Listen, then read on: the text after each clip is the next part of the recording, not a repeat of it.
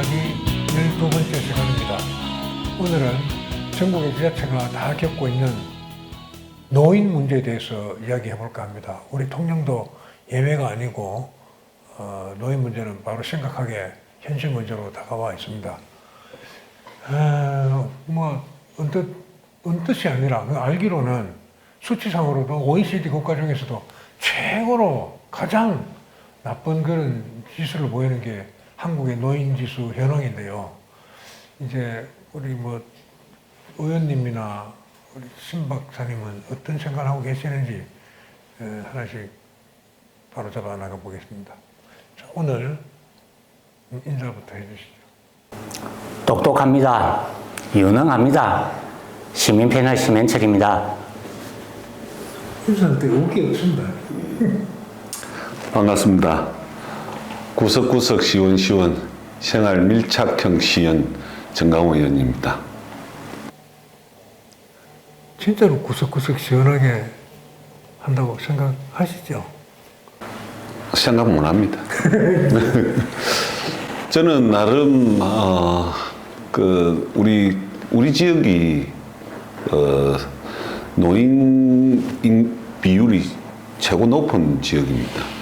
아, 그 지역구? 네, 지역구 특성상 섬도 그렇고 또 봉평, 도남동이 노인 비율이 제일 높다 보니까 늘 제게는 한 숙제같이 그리고 또 미뤄놓은 숙제 같아서 늘 가슴에 답답함이 있는 그런 문제이기도 하죠. 참 지역구 의원으로서 매일 맞닥뜨려야 할 그런 민원 중에 하나가 지역 주민들로부터 오는 그런 민원일 텐데 그게 거의 다 또 노인한테서 오면 더 강박관념이 더 심해지겠다, 그죠?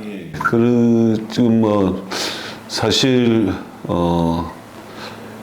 노인당이나 노인 시설들이 우리 지역에 많이 지어지고는 있습니다만은 그래도 그 수용을 다 못하는 실정입니다. 그러다 보니 추운 겨울에 어르신들 그 햇빛 쬐는다고 몇몇 분들 옹기종기 나와서 거기서 바깥에서 좀 이야기하고 노시는 모습을 보면은 참 제가 오토바이 타고 다니면서 참 마음이 아프고 저분들을 어떻게 하면 조금 따뜻한 곳으로 안내를 할까 하는 그런 마음이 늘 아픕니다. 지금 이제 정 의원 이야기를 들어보면 당장 이제 눈으로 드러나고 매일 느끼는 걸 이제 말씀하셨지 않습니까? 심 선생님이 이래 보시기에 통영이 안고 있는 노인 문제 전국적으로 비슷하겠습니다만 어떤 게 지금 큰 문제로 나타나고 있습니까? 저는 이제 그게 관한 이 노인분들의 제일 큰 문제는 저는 사실 노인 빈곤이라고 보거든요. 이게 우리가 이제 선진국은 됐는데 실제 우리 노인분들은 선진국에 사는 것 같지가 않거든요. 그래 노후 대책도 제대로 안 돼 있고 그 다음에 노후 대책이 안 돼 있으니 뭔가 소득을 창출해야 되는데 지금 소득을 창출할 일자리나 이런 소득 창출할 기회가 없고 그러다 보니까는 이제 이 무료한 하루하루를 그냥 보내고 계시고 이 문제가 제일 크지 않나 저는 그렇게 생각합니다.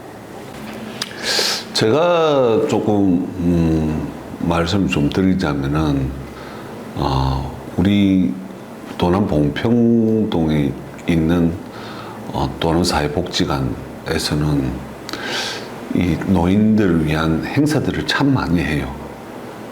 하다 보니 노인 어르신들이 거기 와서 운동도 하고 또 웃음 치료도 하고 하면서 그런 프로그램에 많이 참여를 하는데 그래도 참여 안 하시는 노인들도 많거든요. 그런 부분들을 또 도남사회복지관이 다 담아내지도 못해요. 저희 어머니 같은 경우에는 한글 교실에 가가지고 또 배우기도 하고 하는데 그렇게 함으로 해가지고 어르신들 간의 교류도 하고 또 글쓰기를 통해 가지고 그 자기 개발을 하는데 너무 재미있어 하는 듯해서 참 좋기는 한데 그런 부분들을 조금 이끌어낼 수 있는 그게 뭔가가 좀 더 있었으면 좋겠다는 생각이 듭니다. 자, 방금 이제 심 선생님은 논빈고 문제가 제일 이제 우선적으로 해결해야 될 문제로 된다고 말씀하셨고, 정 의원님은 이제 그런 이제 노인들이 소유할 수 있는 거리들이 좀 여러 가지 했으면 좋겠다, 다양화했으면 좋겠다는 거 아닙니까? 저도 이제 살펴보니까 노인 빈곤 문제가 진짜 시급하거든요. 내가 어디 가서 뭘 하고 싶어도 돈이 없고 하다못해 옷이라도 하나 걸쳐 입고 나가야 되고, 그게 극단적으로 이런 거죠. 무릎이 아파서 못 나가는데 이걸 치료금 또 받고 나가야 될 거 아닙니까?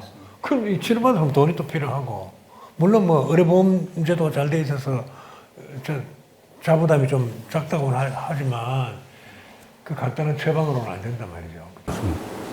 그래서 사실은 아까 우리 정 의원께서 말씀하셨지만 이 여가 생활을 하시는 분은 그나마 그래도 경제적인 문제에서 조금 자유스럽거나 아니면 그게 있어도 다른 대안이 없으니 여가 생활을 하는 경우도 많을 거라 봐요. 그리 한들 전체 노인 인구 중에 그 공공에서 하는 여가 생활을 하는 비율이 한 5%나 되겠습니까? 그럼 나머지 분들은요. 그래서 이 노인들의 이게 빈곤을 갖다 타파할 수 있는 유일한 방법은 물론 돈을 많이 벌어 놨으면 관계없는데 지금 우리 앞전 세대들이 그런 세대는 아니거든요. 그렇죠. 그 후진국의 우리 대한민국에서 그 개발도상국으로 산업화하는 그 진짜 어려운 시기를 겪고 오신 분들이에요. 그러니까 그런 시대다 보니까는 아까 노후 대책이라는 게 있을 수가 없고 하루하루가 그때는 전쟁터였으니까, 그리고 애들 교육시킨다, 후대를 위해서 투자한다 이런 개념만 있었기 때문에. 자, 그러면은 지금 현재 우리나라가 선진국이 됐는데 그 노인분들한테 해줄 수 있는 게 기껏해야 연금 중에서도 기초연금밖에 없거든요. 노령연금. 그것도 35만 원 이 정도 수준이에요. 이걸로 생활이 안 된단 말이에요. 그러면 그 다음 세대, 그러니까 70대 이상은 아까처럼 기초연금으로 살아야 되는 거고, 그리고 50에서 한 70대 사이는 그래도 베이비 부모들이 예전에 국민연금이 있었기 때문에 국민연금을 그나마 좀 받을 수 있고, 그 밑에 세대들은 이제 국민연금 완전 정착돼 갖고 있고, 퇴직연금이라는 것도 이제 하고 있고, 그러니까 이제 사회보장망이 좀 더 많이 단단해졌죠. 그러면은 70대 이상 이분들의 이 빈곤 문제를 어떻게 해결할 수 있느냐? 할 수 있는 거는 일자리밖에 없다고 봐요. 근데 지금 우리 일반 사기업에서도 70대 이상 분들을 사실은 생산 가능 인구가 줄어들면도 그분들 쉽게 못 쓰는 이유가 무슨 안전사고나 무슨 사고가 발생했을 때 그 피해라니까 위험이랄까 그게 너무 크니까 그걸 기피한단 말이에요. 하물며 제가 듣기로는 공공에서 공공근로사업 형태로 노인 일자리 사업 많이 하지 않습니까? 가급적이면은 나이 많으신 분을 잘 선발을 안 하려고 한대요. 그렇게? 비공식적으로. 왜 무슨 일이 생길까봐. 이건 문제라는 거죠. 그럼 그분들은 도대체 어떻게 해야 되느냐? 그러니까 폐지를 줍는다든지 이렇게 이제 점점 빈곤의 악순환은 가는데, 공공에서 첫 번째 할 수 있는 게 아까 이 진짜 사회적 약자 노인들에 대해서 일자리를 만들어주는 이 정책, 이거 과감하게 해야 됩니다. 공공 외에는 할 방법이 없습니다. 자, 지금 이제 사실 빈곤 문제가 비롯돼서 정 의원님이 이렇게 쳐다보면 저런 것도 좀 노는 거리도 유희도 좀 달라졌으면 좋으련만 저거 좀 나은 방향으로 안 될까 이렇게 내다보는 것도 다 돈과 직결되었다고 생각하거든요. 그러면 그 방금 이제 노인일지라도 내가 조금 벌어서 쓰면 좋겠다. 내가 버는 거는 뭐 오늘, 야, 이번 달에 다 나가 써도 좋으니까 한 그런 정도 일자리라도 이렇게 시에서는 의원들이나 이런 누가 이렇게 좀 그런 확장성에 대해서 좀 이야기하거나 제안하고 그럽니까? 그 생각이 어떻습니까? 그런 이전에 그 뭐라 해야 장기적으로 이 좋았던 거 이런 부분들은 계속 그 승계를 해가지고 그 해야 되는데 그럼에도 불구하고 그런 부분들이 조금 안 되는 부분도 없잖아요, 있거든요. 특히나 섬지방에서는 어르신들이 버스를 탄다든지 하면은 굉장히 오르락 내리락 뭐 부성기 같은 건 싣고 오르락 내리락 해야 되니까 그걸 누가 좀 도와줬으면 좋겠다 하는 글이 있어서 도우미가 있었더랬어요. 그래가지고 그 도우미가 타고 섬지방에는 다니면서 그 어르신들 올 때 되면은 차에 올려주고 내려갈 때도 내려주고 그래야 안내양 같은 거. 그렇죠. 안내. 그러니까 지금은 그때는 안내양이지만 그냥 도우미 형식으로 그 강석주 시장 때는 그게 있었는데 천연기 시장 때는 오면서 그게 좀 없어졌거든요. 그게 이제 뭐 정책이 바뀌고 하면서 그게 그 천시장이 없앴다 하는 것이 아니고 그런 게 있어서 그런 게 조금 더 계속적으로 이어졌으면 좋겠다. 저는 이제 그런 생각도 들고 그렇게 하면서 그런 것도 하나의 일자리가 되고 좀 더 무릎이나 조금 더 나이가 젊은데도 좀 몸을 쓸 수 있는 분들이 그렇다 가지고 한다면은 오히려 일자리 창출되고 또 어르신들한테 좀 더 도움을 줄 수 있지 않을까 하는 그런 생각도 해봤습니다.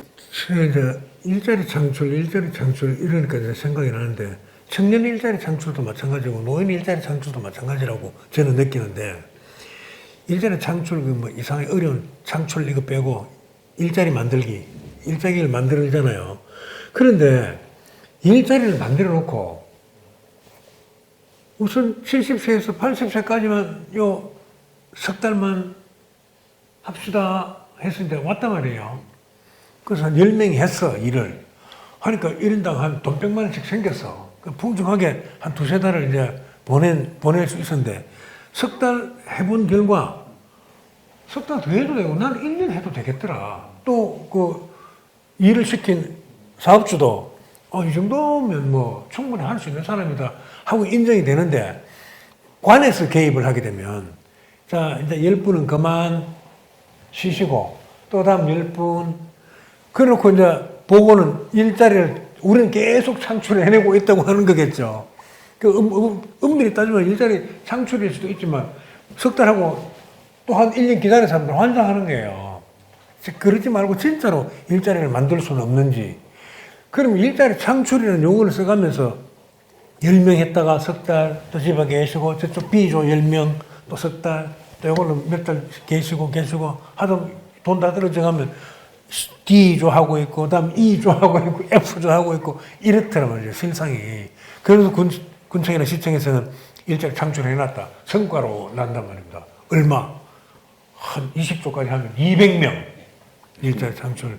근데 그런 거 말고, 현실적으로, 진짜로 일을 하면 1년 계약하고 2년 계약하고 이런 일자리를 만들 수는 없습니까? 그런 노인들한테는 그거 안 되는가요? 어떻습니까? 그게, 예산이 내려오는 게 국도 11호 같이 뭉뚱그려서 내려오기 때문에 우리 순수하게 11호 가지고는 할 수가 없어요. 특히나 우리 예산이 뭐 13%밖에 안 되는 그런 열악한 재정 상황으로 가지고는 이건 어떻게 할 수가 없는 거예요. 그 근데 묘안도 안 나온다, 그죠? 결국 돈인데 돈을 뭐 쓰는 게 그게 뭐 한정적이고 예산은 딱 정해져 있고 그러니까 거기에만 쓰라는 예산이 있을 수도 있고 또 다른 데서 만들어서 또 할 수가 없기 때문에 그런 부분, 어려운 부분도 없지 않아 있을 수도 있습니다. 심생 같으면은 어떤 묘안이 있겠죠. 많죠. 얘기해 보세요. 맞습니다. 자, 첫 번째 한번 볼까요? 우리 사회자분께서 말씀하셨잖아요. A조, B조. 전형적으로 어떤 사건이 있었냐면, 앞전에 아까 말씀하신 강석주 시장 때, 산불 감시원을, 그 전까지는 그 산불 감시원이 활동 기간이 6개월에서 약간 모자랐어요. 그 시기가 10월 달인가부터 해가 4월 달까지. 감시해야 될 시기. 네, 그렇죠. 네. 맞아요. 산에 있는 분 말고 마을에 있는 분. 돌아다니는 네. 사람. 그 기간 한 6개월 약간 안 되게끔 돼 있었거든요. 그래 이제 그 당시에 이제 제가 하면서 그걸 그럼 6개월을 하면 6개월이 정확히는 180일이 안 되기 때문에 하고 나도 실업급여는 못 받아요. 그런데 며칠이 부족하기 때문에 다른 일자리를 며칠만 하면 180일이 성립이 돼가지고 실업급여를 최소 넉 달을 받을 수 있어요. 그랬는데 어느 날 그 강석주 시장 때 보니까 그걸 어떻게 하냐면 석 달씩 반으로 쪼갠 거예요. 말씀하신 대로 A조, B조. 그러니까 석 달 하니까는 90일이니까 이 사람들은 하고 나도 아예 석 달을 더 하는 일자리를 구해야 되는데 그게 어렵단 말이죠. 4일이나 며칠은 사실은 내 일하니까 조금만 써줘. 그건 일이라고 할 수 없지. 해줄 수 있거든요. 하다못해 편의점에서 또 좀 해줘. 이렇게 하면 가능성은 있단 말이에요. 가능성은. 그리 되면은 아까 실업급여를 받는데 석 달은 죽었다 깨도 안 되는 거예요. 거의 불가능해요. 그래가지고 보도자료에 그때 산불 감시원이 50명인가 100명 있는데 200명 했다 그럼 정확하게 말씀하신 대로 고용 창출 100% 지금도 그래 합니다. 그러니까 그래 했더라고. 그래 그걸 제가 결국은 잠깐 이야기 끝나고 그래서 제가 그걸 비판을 했거든요. 그랬는데 천연기 시장이 들어오고 나서 그걸 나는 개선할 줄 알았어요. 그대로 똑같이 하는 거예요. 그래서 조금만 더. 네. 그래서 제가 내가 또 가서 문제 제기를 했어요. 야, 이거 잘못됐지 않냐. 실적 위조 이거 너 정확하게 하면은 완전히 실적 위조의 탁상공론 아니냐. 행정 편의주의 아니냐. 이거 이래 해주면 이런 실업급여를 그 사람 그게 국가에서 받기 때문에 통영시로 사실은 외부에 돈이 들어오는 거예요. 우리 건네로. 그죠? 그건 통영에서 해야 되는 일이에요. 그래, 그 이야기를 했는데, 대뜸 공무원들이 한 나름 핑계가 행정의 연속성이래요. 신뢰를 가지려면 행정이 일정한 연속성을 가져야 된다고 이야기를 하더라고요. 그래, 그거 좋다. 그거 이해된다. 그럼 처음에 바꿀 때는 너 왜 바꿨어? 6개월 그거 하고 있었는데 그걸 갖다 왜 바꿨어? 그건 왜 행정의 연속성이 안 돼? 맞지 않습니까? 이거 전형적인 이 내로남불식 비스무리하 이렇게 행정이 되는 이 문제도 워낙 많은 사람들이 이제 일을 하고자 하고 인원은 한정이 되어 있고 그러다 보니까 이제 행정에서도 우리 시에서도 이런 식으로 고심 끝에. 그렇지. 기회를 균등하게 주자는 것도 하나의 방법이었다. 그래 저 이야기도 하더라고 공무원이. 야 그럼 기회를 그렇게 균등하게 줄게는 한 달씩 잘라라. 그럼 600명이다. 너 바보냐? 그걸 왜 세 달씩 자르냐? 아까처럼 기회를 균등하게 주면 한 달씩 자르면 더더욱 더 많이 주는데 그거는 왜 하는데? 그럼 석 달의 근거는 뭔데? 없는 거예요. 없지. 이게 논리나 행정이 시민을 설득하고 합리적인 뭔가로 제시를 하려면 누구나 받아들일 때 상식적으로 이해가 돼야 되는데 이해가 안 되는 거예요. 그냥 이런 건 하면 안 되는 거예요. 자, 그러면요. 일은 더 하고 싶고, 할 사람은 많고, 돈은 작고, 이럴 때는 어떤 방법이. 그거는 이제 비판을 하니까 우리 패널께서 이야기를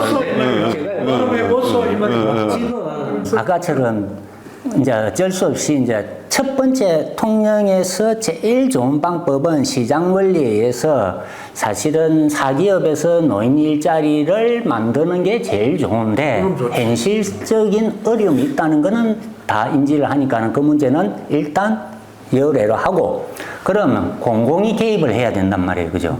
공공이 개입을 하면 아까처럼 우리가 세금 열심히 냈으니까 그 세금으로 이제 또 뭔가 일자리 창출을 하는 방법이 있단 말이에요. 그럼 아까 말씀하셨죠. 지금 통영 시내에 보면 특히나 통영에는 일단 그러니까 제조업이나 이 공업적인 일자리는 거의 기업 자체가 없기 때문에 거의 안 돼요. 그죠? 그럼 농업하고 수산업의 일자리는 있단 말이에요. 예를 들면, 자, 한번 볼까요? 딸기 농장에 가보면요. 사람 구하기가 정말 힘들어요. 그럼 왜 힘드냐? 딸기 농장이 어디 있냐면 도사면이나 저렇게 외곽지에 저 산양면 저쪽에 외곽지에 있어요. 그러니까 그 외곽지에는 읍면 지역에는 다 노인들만 있는데 거기까지 이동 수단도 마땅치 않고 젊은 사람도 없고 그러니까 좋은 인력 구하기가 힘들단 말이에요. 그런데 그 일이 예를 들어 딸기 농장에도 그러면은 젊은이가 할 수 있는 일이 있고 나이 드신 분도 할 수 있는 일이 분명히 있거든요. 뭐가 있냐면 딸기가 수확되고 나서 선별하는 거는 꼼꼼하게 어르신들이 할 수 있어요. 거기 보면 이거 이른바 다라이락 하지요. 거기에다가 삭삭삭삭 하나씩 넣고 사부작사부작 세게 넣지도 안 되고 물러지니까는 사부작하게 일이 나야 돼요. 그 젊은 사람들이 힘껏 할 수가 있는 게 아니에요. 그런데 그 자리에 사람 구하기가 그리 힘들다는 거예요. 내 딸기 농장 하시는 분들하고 인터뷰를 한번 해봤거든요. 그래서 이런 거는 어떻게 하냐면 노인분들한테 그거는 힘들지도 않아요. 테이블에 앉아서 그 딸기를 이렇게 선별하시거든요. 그래 하신단 말이에요. 그럼 노인분들한테 이런 걸 갖다가 정보를 주고 근데 알지를 못하더라고. 미스매칭이 있는 거예요. 그걸 해가지고 그분들이 가면 어떻게 하냐면 하루 일당이 예를 들면 11만 원이나 12만 원이면 그 딸기 농장주가 50% 부담하고 공공에서 50% 하고 그러니까 민간 펀딩을 해가 서로 지방자치단체와 그 농장이 아까 50대 50 민간 펀딩을 같이 해가 그 일을 갖다 맡기는 방법도 있어요. 그럼 하다 보면 아까처럼 사람이 이제 계속 그 딸기는 오래 못한 계절성이긴 해도 하다 보면 아까처럼 뭐 일을 좀 태만히 하거나 이런 분도 생길 거 아니에요. 그럼 딸기 농장주가 계속 할지 말지를 선택하게 해주면 되거든요. 그런 방법도 있단 말이에요. 그럼 그런 일자리도 있죠. 그 다음에 수산업도 한번 볼까요? 멸치 사업단도 있습니다. 아니 그러니까 멸치 그거 선별하는 그것도 있지만 또 좀 있으면 7월 달이나 이게 되면은 거먹이가 풀리면 그 이제 어촌들도 한번 보면 고령화가 돼가 실제로 배를 끌고 나갈 실수가 거의 없어요. 그 나이 드신 분이. 근데 뭐는 할 수 있다? 제가 보니까 그물을 다 수리하는 일은 다 할 수 있어요. 그 오랫동안 했기 때문에 그거는 젊은 사람은 할 수도 있는 게 아니에요. 뭐 기술이 필요하고 노하우가 있으니까. 그분들은 그런 걸 갖다가 각 그 마을에 보면은 아름아름 하는데 그걸 좀 체계화하면요. 그게 하나의 인력 풀이 되거든요. 충분히 가능하다고 봅니다. 방금 근데 인력 풀도 나도 계속 생각하고 있었는데 행정에서도 이런 정도로 파악하지 않았을까요? 가령 시금치 수확철에는 그 시금치 다듬는 사람이 필요할 것이고 또 뭐 바지락 선별하는 뭐 그건 뭐 어쩐가 하겠습니다만은 나름대로 통영도 농사 일이 조금씩 있잖아요. 뭐 농사뿐만 아니라 여러 가지 수산과 관련된 것도 있고 인력 풀이 좀 마련이 돼 있으면은 좋지 않을까 이런 생각이. 아름아름 해가지고 작년 양파 그 수확철 되면은 우리 어르신들도 우리 집단 동네 어르신들도 집단적으로 이 버스 타고 양파 수확하러 가더라고요. 그 하루에 얼마 받고 그 새벽밥 먹고 가고. 근데 이런 건 좋은 것 같아요. 예를 들면 작년 양파 수확할 때는 유명하잖아요. 사람 모자라가지고 전국서 막 간단 말이에요. 뭐 30대 뭐 아가씨들도 막 가더란 말이에요. 거기 일부 돈 벌러 단기간에. 그러니까 그것도 인력풀이 구성되어 있으면 내년 뭐 여름 늦여름 참 이런 여름에 양파 수확철에 거기 보낼 팀 따로 준비해 놓고 그다음에 뭐 꿀철에는 그 팀 시금치 수확철 뭐 통영 같으면 뭐 고구마 수확철 이렇게 인력풀 그런 것도 한번 살펴보시고 마련해 놓는 것이 좋지 않을까요? 그러니까 이게 아까처럼 공공이 그러니까 해야 될 게 이는 인력풀의 정보예요. 근데 아까처럼 창정 1위가 하는 건 사실 국가가 해야 될 일이거든요. 근데 지금 국가나 우리 통영시나 뭐 어떻게 하냐면요. 껐다간 외국인 쓰겠다는 생각해요. 맞죠, 그죠? 정말 있는 거 보면 정말 멍청한 짓이에요. 아니, 일단 우리가 지금 노인들이나 다른 분은 일자리가 없는데 그 일자리를 할 수 있는 뭔가 풀을 만들어 갖고 서로 매칭 시켜주고 이래 하면 해보고 안 돼. 그 도저히 안 되면 외국인을 와서 하게끔 외국인 근로자를 일을 하게 하자. 이러면 이해가 돼요. 그리 안 하고요. 통영시도 아까 말했지 않습니까? 그는 인력풀이나 각 마을대로 아마 저 조사하면 다 만들 수 있다고 봐요. 아니면은 그렇게 할 수 있는 사회적 기업이나 이걸 맡겨가 전담 좀 젊은 애들이 그런 걸 해도 되고요. 통영 공무원들이 하면은 좀 관료주의에 흘러갖고 응망될 수 있으니까는 아웃소싱 주도 되고요. 그래 해보고 안 되면 그래 해도 되는데 안 하잖아요. 안 해놔놓고 맨날 한다는 말이 저 일자리가 없고 아니면은 일할 사람이 없고 근데 실제로 어촌이나 농촌이나 이런 데 가보면요. 그분들은 사람을 먹고 쩔쩔매요. 그 일이 어려운 일이 아니더라고요. 지금 이제 정의원님은 이제 예상을 하고 있겠지만은 10년 뒤에 급속도로 노화가 지금 통영 같은 경우는 우리나라 대부분 지자체가 중소도시 지방은 다 그렇습니다만은 급속도로 노화가 진행되고 건강 악화가 찾아오게 돼 있거든요. 지금 70한 5, 6세 사람들은 20, 30년 전에 75, 6세보다는 더 건강하지만은 정확하게 10년 뒤쯤 되면은 우습지도 않을 것 같아요. 이 환자들 나오는 빈도가. 진짜 전부 다 돈하고 직결된단 말이죠. 그때 되면 이제 정 의원님이 2번 더 시유를 하면 그거 다 겪어야 될 일들입니다. 지금도 겪고 있습니다. 예, 지금도 겪고 있는데 그때 꽉 차서 건강 문제 그런데 이런 말 해도 되는 거 모르겠다. 하고 갑시다. 그런데 그래 금방 이 노인 일자리 몇 푼짜리 그걸 못 구해서 그런데 우리는 115수 빌려갖고 파크 골프장 짓잖아요. 노인 건강 위해서. 지금 겨우 시금치 선별하고 딸기 선별할까 말까 할 정도에 처져 있는 사람이 파크 골프 배워갖고 그걸 치러 나갈 수가 있습니까? 절대 다수가 그런 분들이에요. 우리 노인들은. 절대 다수가. 파크 골프 치고 싶은 사람은 막 은퇴해서 돈도 좀 있고 아직까지는 젊음을 유지하고 싶은데 하는 사람들은 칠 수 있겠죠. 그런 거 보면 이 의원들이 좀 각성해야 되지 않을까 이런 생각을 자꾸 합니다.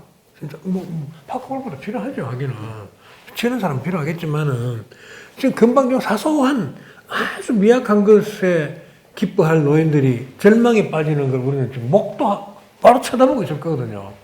10년 뒤 되면 저 골프장이 어떻게 돼 있고 지금 우리 70한 4, 5세 되는 사람들이 10년 뒤에는 어떻게 돼 있을지 불보듯 뻔하단 말이죠. 아까 말씀하셨지 않습니까? 저도 이제 읍면 지역에 있으니까 그 동네 어르신들이 뭐 하냐면요. 주로 마을 정자에 나와 앉아 계세요. 할 일이 없으니까. 그럼 앉아서 뭐 하시냐? 오는 사람, 가는 사람, 그냥 보고 앉아 있어요. 하루 일과가 그거예요. 거기에는 그분들이 손발을 못 씁니까? 다 쓸 수 있어요. 아까 노동력을 활용할 수 있는 방법은 여러 가지가 있단 말이에요. 근데 그리 안 하고 기껏 우리 공공에서 하면 어쩌냐면 너무나 획일적인 거, 마을 쓰레기 조금 줍는 노인 일자리 사고 그거 하고 그분 그럼 끝이에요. 안 그러면 과거에는 보면은 횡단보도에서 이 거수기 올리는 거 아니 물론 맞아요. 노인분들이 힘든 일을 안 하게끔 하는 거와 안전 때문에 안 하게끔 하는 거랑 진짜 그분들이 내가 근로로 일을 함으로써 그 느끼는 그 희열감이나 뭔가 그런 거 있다니까 내가 살아있음을 느끼는 뭐 이런 것도 그 복지의 개념이거든요. 저는 그렇게 생각해요. 일자리가 노인한테는 최고의 복지다. 그렇죠. 그건 맞는데 또 한편으로서는 우리 저희 같은 경우에는 동네 일이 다니다 보면은 아니 저 할매 할배들 지금 공짜로 돈 준다는 생각을 하는 거니까 그렇게 생각하시는 분들도 있는 거예요. 저 할매 할배들 뭐하러 저리 나놓고 있노? 그 좀 일도 좀 시키고 그래 해야 되는데 동네를 갖다 그렇게 해놓는다고 막 뭐라 하시는 분도 가끔 있어요. 그러니까 그게 얼마나 이른바 전시행정이냐고요. 그러니까 아까 그분들 그냥 조금 죽고 그다음에 앉아서 쉬시거든요. 솔직히 저도 많이 봤어요. 쉬시는 거예요. 그러니까 거기에 선발 안 된 분들은 그냥 막 헛돈 세금 갖고 뭐 하는 짓이야. 그러니까 하시는 그분들한테도 그분이 본의 아니게 욕을 듣고 있는 거고 못 하시는 분은 상대적 박탈감을 느끼는 것이고 이게 그래서 저는 이제 우리 어르신들 일자리 하시는 어르신들한테 이야기를 그렇게 하거든요. 너무 무리하지 마시라. 다니면서 좀 쉬었다 하시고 이 일자리 사업은 우리 어르신들을 그냥 돈을 주기 위한 사업이 아니고 우리 어르신들의 정신건강이나 신체적 건강을 위해서 이렇게 나라에서 하는 사업이기 때문에 우리 어르신들이 마음 편하게 와서 또 친구도 만들고 소일거리도 하고 그러면서 이렇게 하는 것이 국가에서 돈이 덜 들어갑니다. 그러니까 마음 편하게 오셔가지고 일하셔도 됩니다. 그에 대한 부담은 안 가지셔도 됩니다. 라고 제가 안내를 합니다. 지금 이제 이렇게 저는 이제 행정이나 의회가 같이 마음 모아서 해야 될 일이 있다면 물론 파악하고 있는지도 모르겠습니다만은 뭐 간에서 공급이 됐든 작은 뭐 제조업이 됐든 소매업이 됐든 사람을 서너 명 이상으로 필요로 하는 곳을 전부 다 조사해서 저게 노인이 할 수 있는 일인가 이런 것도 좀 조사하고 그렇게 해서 좀 투입할 곳은 좀 넣고 이래야 된다고 생각을 해요. 그걸 제가 가나 이제 전부 조사해서 조금 겪어보니까 공무원한테 시키면 안 돼요. 이게 노인이 할 자리인지 뭐 젊은 사람이 할 자리인지 아니면 몇 세 이상하게 공무원한테 시키면요. 왜? 공무원은 그런 일을 안 해보니까 나중에 그걸 검토나 체크하는 것만 하고 공무원이. 그래서 아까 제가 가나 다른 사회적 기업이든 아니면은 아웃소싱을 주든 해야 된다는 게 냉철하게 그런 걸 떠나서 해야 되는데 공무원이 개입이 되면은 민원도 되고 주위에 지역 유지에 압력도 들어오고 해갖고 이게 산으로 가더라고. 이러면 안 되는 게 지금도 보면은 공공 일자리 사업에 제가 듣기에도 이런저런 말이 많이 나오거든요. 그게 가나 공평해야 될 거 아니에요. 공평 안 하니까 말이 계속 나오더라고. 그러니까 그걸 공무원한테 시키면 안 돼. 공무원은 최종 검토만. 지금 보면 사실 노인 문제를 어떻게 좀 한 지자체에서 해결을 하겠습니까만은 중앙정부가 올바르게 정책을 세워서 이제 파급시켜야 될 그런 정책이라고 보는데 의회에서는 의원님들은 주로 이제 노인 문제에 대해서 어떻게 생각하고 있습니까? 전부 지역구마다 다 노인 문제 걸려 있을 텐데. 걸려 있죠. 있는데 이런 부분들이 예산하고 직결이 되어 있으니까 참 이걸 우리 지역에만 이걸 맞춤형으로 이렇게 해달라 하기가 쉽지는 않습니다. 그게 우리 지역에 또 이런 문제가 있고 저쪽 지역에는 저런 문제가 있는데 이걸 여기 맞춰서 예산을 좀 내려주라. 그리고 또 우리 지역에는 요만큼의 문제가 있기 때문에 요만큼 예산을 주라 하기가, 그것도 공무원들은 시청에서는 또 형평성을 따지고 또 이 저기는 해주면 또 여기도 해줘야 된다는 그런 또 생각들을 다 가지고 있기 때문에 참. 그 예산도 방법이 있지 않습니까? 세출 구조조정 좀 하면 됩니다. 아니, 내가 더 받을 생각만 하고, 아니, 아무리 받으면 뭐 해? 항아리에 구멍이 새면 오는 쪽쪽 다 새는데? 아니, 새는 것부터 막아놓고, 뭐 더 받든지 해야 되는데, 모든 일의 순서가 그렇지 않습니까? 세출 구조조정, 이때까지 통영에 세출 구조조정 했는 전례가 있을까요? 제가 봤을 때 없는데. 한 번도 안 했죠. 아까 말씀하셨잖아요. 100억대 파크 골프장. 뭐, 시청에 뭐 하단 만들고 하는데 뭐 10억. 뭐, 아까처럼 뭐, 해상, 펜션 콘도 한다는데 뭐 30억. 이거 뭐, 세출 구조조정 왜 안 해요? 그런 게 이제 공모 사업으로 하고 이러니까 이제 조금 막상 들어가서 우리도 시의원으로서 지적질을 하고 해도 이게 공모 사업으로 되고 이런 부분들을 갖다가 자꾸 건드리기가 쉽지는 않더라고요. 그래서 나는 공모사업 서로 공모를 짜고 하는 게 이상한 공모사업이가. 그러니까 얼마나 좋습니까? 공모사업 서로 짜고 하잖아. 그거 서로 짜가지고 노인 일자리 만들면 되잖아. 왜 서로 짜고 헛돈 쓸 것만 서로 짜냐고.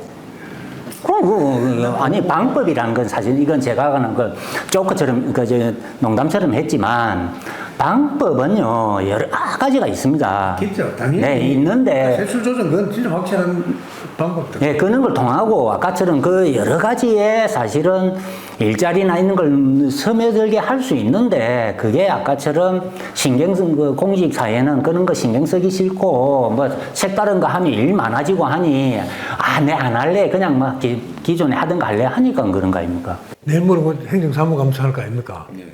그 앞에 추경 우리 했습니까? 이번에 할까 합니까? 추경은 꼭 불에 불급한 것이 있는지 불편부당하게 생겼다 뭐 이렇게 나오잖아요.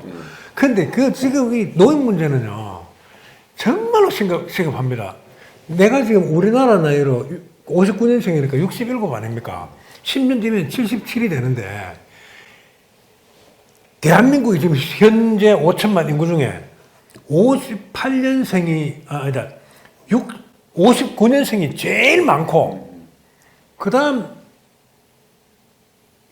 60년생이 두 번째로 많고, 왠지는 모르지만, 그 다음 58년생이 세 번째로 많고, 61, 62, 63, 64, 이래 순으로 인구가 많대요. 그러니까 지금 10년 뒤부터는 77, 78, 79, 계속 이제 그런 사람들이 생기단 말입니다. 정 의원님이 한 번 더 의원을 하게 되면. 한 번 더 하게 될까요? 지금 아까 진짜 이거 정말 노인 문제 심각한 겁니다. 노인 아까 빙고 문제에 이제 제가 자꾸 관심을 두는 이유가 아까 말씀드렸다 아닙니까? 지금 한 60세 이상부터 한 80세 이상 한번 봅시다. 그분들이 또 한 문제가 아까 소득을 창출하는 문제도 하나 있고, 또 다른 문제는 그분들의 재산의 구조가 다 부동산에 묶여 있어요. 그러니까 유동자산이 없는 거예요. 있을 틈이 없지 뭐. 네. 그리고 왜냐면 어렵게 벌어갖고 집 사고 뭐 이런 거 땅 사고 뭐 이것만 그때 그랬거든요. 그런데 그분들이 그걸 사실은 팔 수가 없는 거야. 팔리지도 잘 않을 뿐더러 그걸 팔면은 나는 뭐 어떻게 그 집 팔 앞에 어디 갈 거야? 그런 문제가 있단 말이에요. 맞다 아닙니까? 그리고 그걸 사실은 팔고 나서 그 다음에 썩비면 또 소멸된다도 있고, 그래도 내 자식들한테 뭔가 조금 남겨줘야지 하는 그런 생각도 있고. 그래서 일단 소득을 아까 증가시키는 일자리 문제도 하나 있고, 또 한 개는 노인분들이 가지고 있는 부동산 자산, 이걸 유동화하는 것. 아, 진짜 좋은 생각입니다. 나도 그 생각을 했는데. 이걸 갖다가 국가가 하는 게 지금 뭐가 있냐면은 아까처럼 그 주택연금, 이른바 영모기지거든요. 영모기지거든요. 모기지 그게 이제 네, 그걸 하고 있는데 사실은 우리 중소도시에서는 영모기지의 어떤 금액이 얼마 안 나와요. 그 자산이 낮기 때문에. 그러면 할 수 있는 게 왜냐하면 자산 대부분이 농민 같은 경우는 전답이란 말이에요. 어민은 선박이란 말이에요. 그건 해당사항 맞거든요. 집은 이럭저럭 중소도시는 아까처럼 감정가가 한참 낮아서 그렇고. 그래서 다음에 제가 시장이 되면 전답이나 어선을 가지고 이걸 유동화하는 방법을 제가 한번 찾아볼 겁니다. 왜? 이럭저럭 그분들은 농사도 못 짓고요. 아까처럼 어선을 아까 뭐 해가 의로 활동도 안 돼요. 업 활동도. 그러면 그걸 가지고 유동화를 시켜서 소유는 그분들인데 그걸 갖다가 뭐 렌탈 개념일 수도 있고 뭐 그 자세한 거는 뭐 나중에 시간이 한참 전에 발표할 텐데 지금 잡아놨어요. 네, 제가 그 지금 오픈할 수는 없지만 개념은 잡혔고. 네, 그런 방법을 하면 아까처럼 어느 정도 유동화가 될 거라고 보죠. 그 발휘하십시오. 이런 거 있잖아요. 지금 한 77, 80쯤 되는 노인이 다 썩어져가는 집 하나만 달랑 있는 경우가 있어요. 팔아도 뭐 2천만 원 받을까 말까 그런 것도 있단 말입니다. 진짜 그런 분들은 자식들도 와서 이제 더 못 괴롭힐 정도의 딱 재산만 갖고 있는 분한테 그냥 일 안 해도 평생 계산해보면 안 나오나? 70, 80, 80세가 살면 어느 정도 살 것이다. 계산 나오거든요.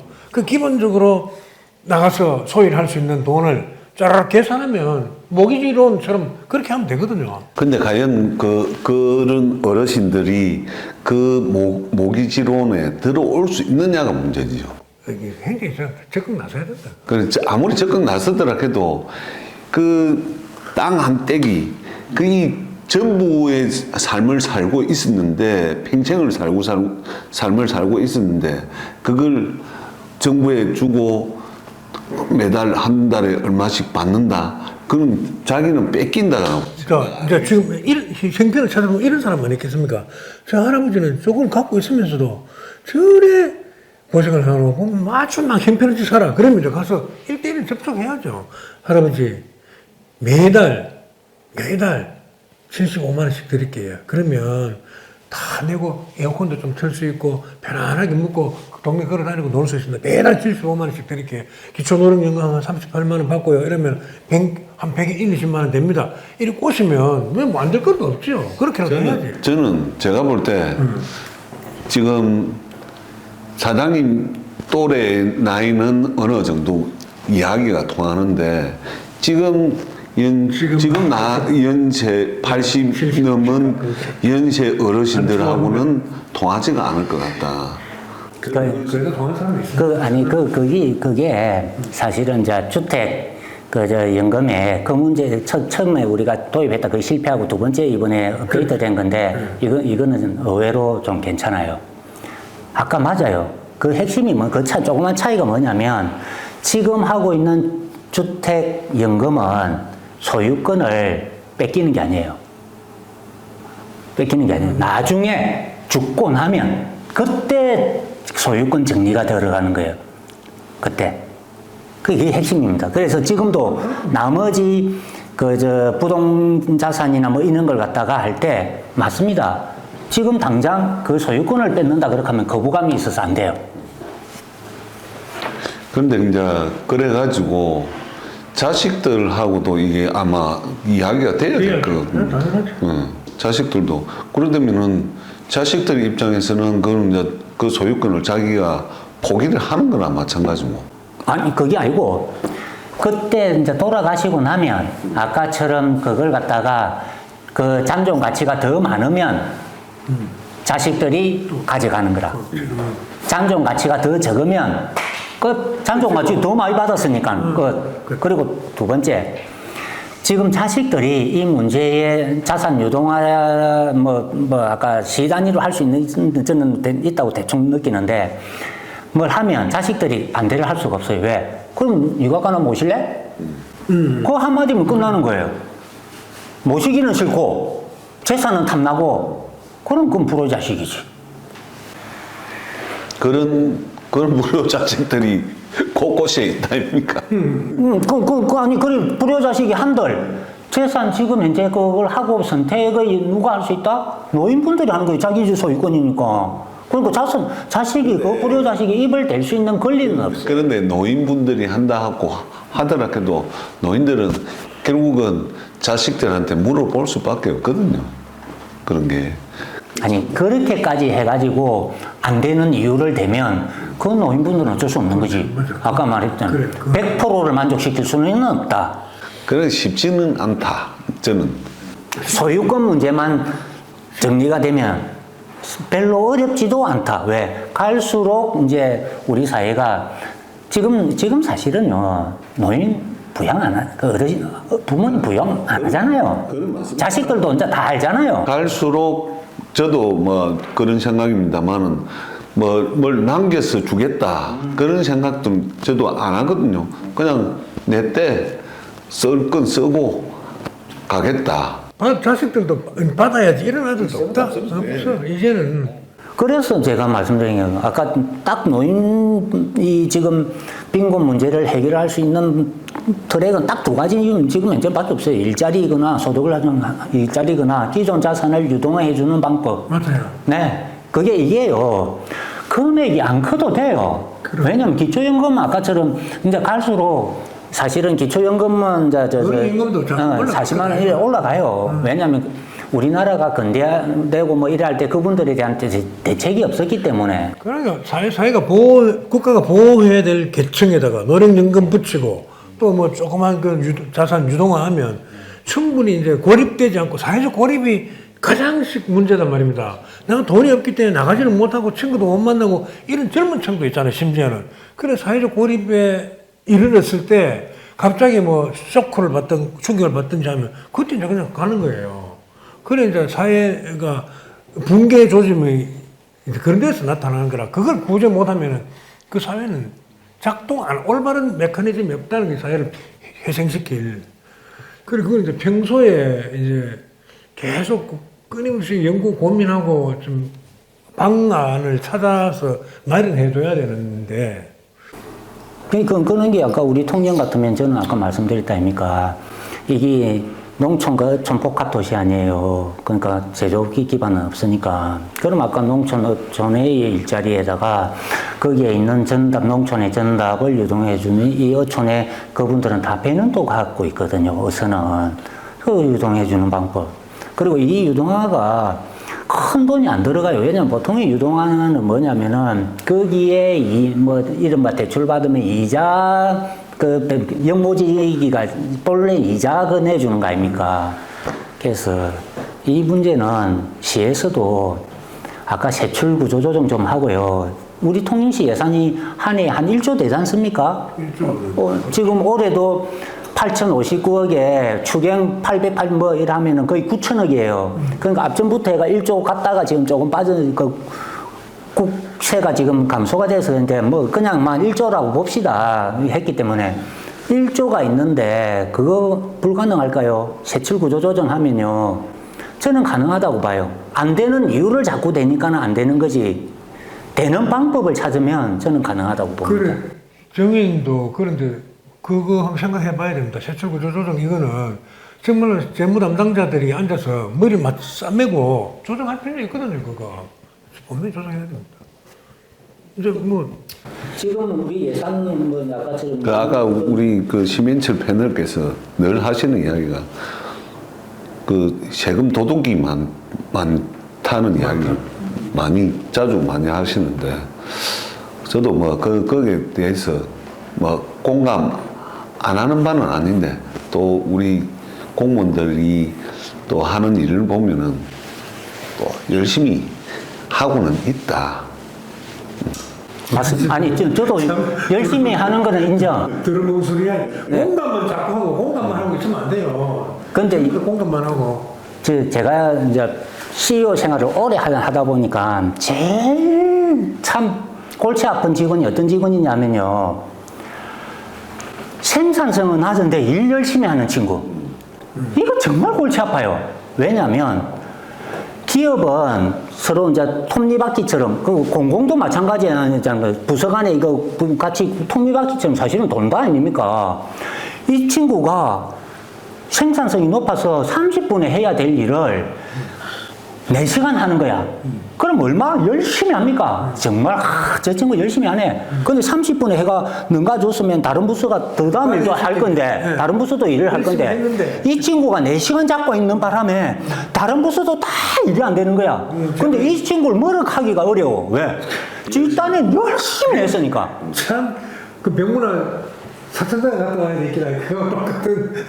이거는요, CEO나 사실은 지자체장은 조금만 끼어 있으면은 이런 업무 패턴은 고치는 방법을 찾아야 돼. 이게 얼마나 기업이나 공공의 업무를 갖다 서로 망치는 일인지 깊게 생각해야 돼요. 근데 보통 우리 정서가 어찌하냐면은, 그 열심히 하는 친구를 왜 그래? 빨리 열심히 했는데 헛짓한 거지 말하자면. 시간 낭비하고 다른데 제동 걸려서 시스템 딱 묶어놓고 지 혼자만 열심히 하는 거야.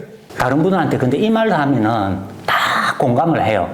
공감을 하면서도 아까 그런 친구가 열심히 하잖아 갔는데 어떤 말을 하면 공감을 하냐면 일머리가 중요하잖아. 이렇게 하면 그렇지 다 해요. 근데 그 친구가 일머리가 없어서 4시간 끌고 앉아 있는데 사실은 그런 뭐라 하면 아니 열심히 하는 애를 그럴 수 있다. 이 이율배반적인 거. 그러니까는 리더는 이런 거에 대한 판단을 확실히 하는 게 리더지. 다음 혹시 시장이나 되시면 잘 하시리라 믿습니다. 자, 오늘 우리 이 노인 문제를 두고 사실 우리가 풀 수 없는 일이기도 합니다만 중앙정부조차도 어떻게 해결하지 못하는데 우리가 뭐 쉽게 통영시는 노인 걱정 없는 동네 이런 말을 듣기는 어려울 것 같습니다. 그렇지만 그래도 우리가 찾아와서 아까 뭐 세출 조정도 하고 모기지론 같은 그런 것도 한번 생각해서 소외되는 노인이 없이 좀 건강한 통영시로 계속할 수 있었으면 좋겠습니다. 그러면 이제 정리하시면서 각오나 뭐 정리 고민하겠다는 약속을 하시든지 좀 부탁드립니다. 예, 정말 청년 문제나 노인 문제 이런 문제들은 정말 어렵습니다.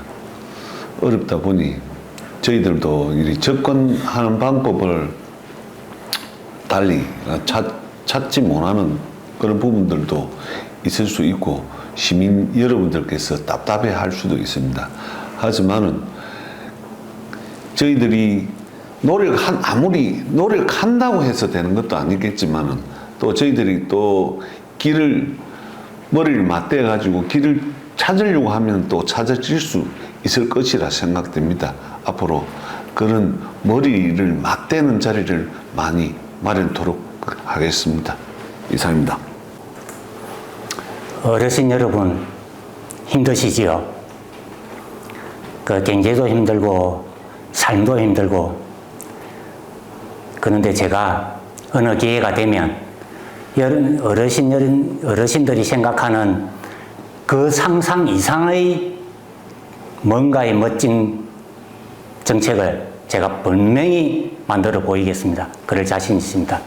조금만 기다려 주십시오. 자, 시청자 여러분 고맙습니다. 다음에 또 다른 주제를 가지고 찾아뵙도록 하겠습니다. 고맙습니다.